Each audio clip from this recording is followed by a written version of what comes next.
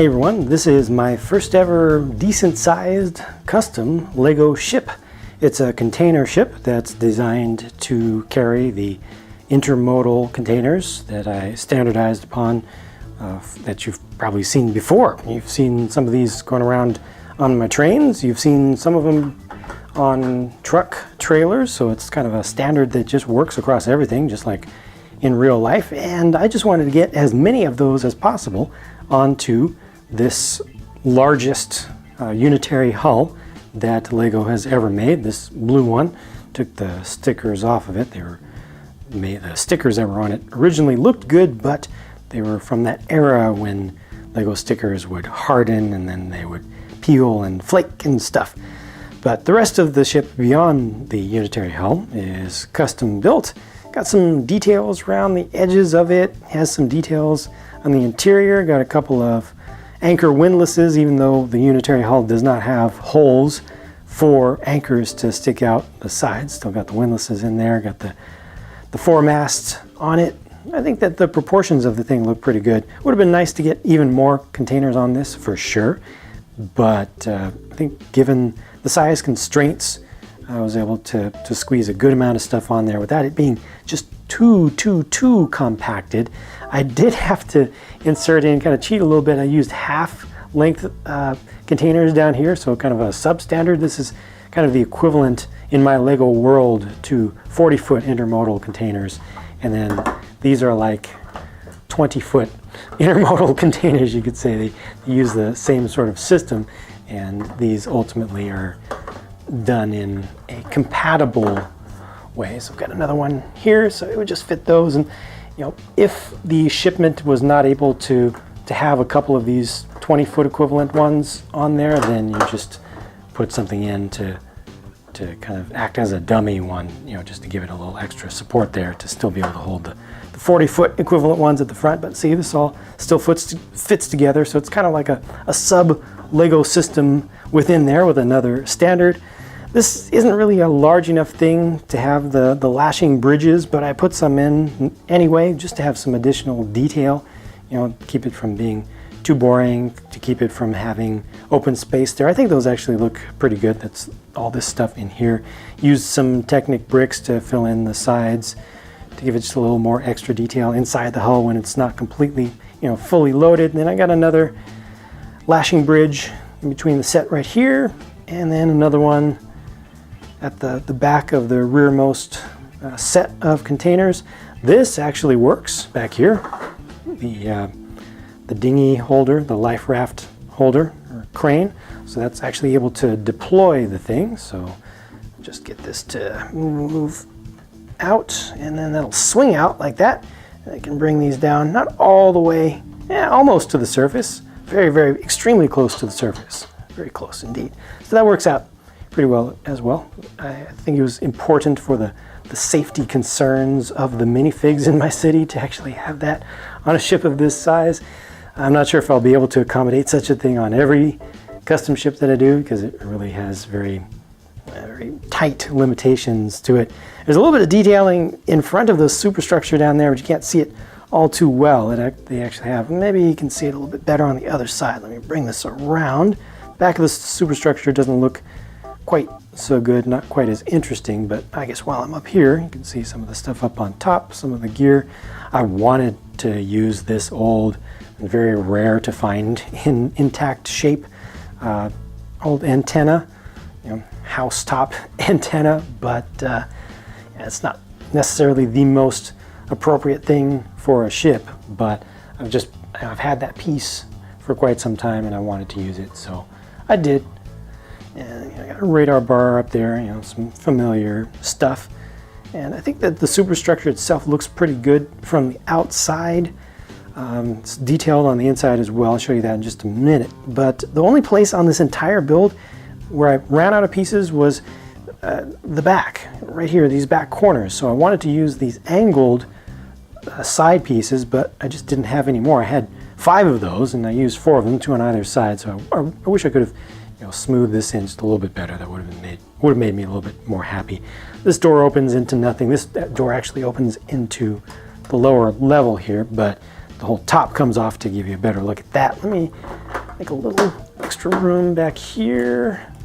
This one's a little bit wedged in there right now. I've been moving this around a bit, but yeah, there are a couple of life preservers and then just some other greebly type stuff in there, as well as another light. You know, I got some lights around the sides and such.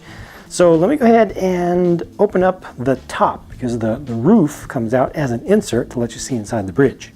All this here as one assembly just pops up, and then you can see the interior, which actually has access to a lower level via a ladder. That's all that I was able to get in there, but it works. At least it gives some sort of suggestion of proper access.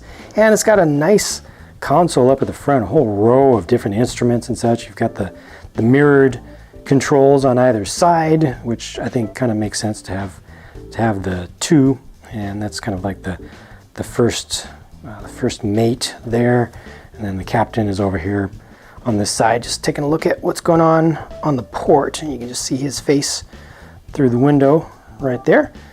So that's pretty much it for the upper floor, the upper deck of the bridge. But then all of this also is able to pop up. It's just attached in a couple of points, and that gives you a look at what's down below. So just a small area, but this isn't it.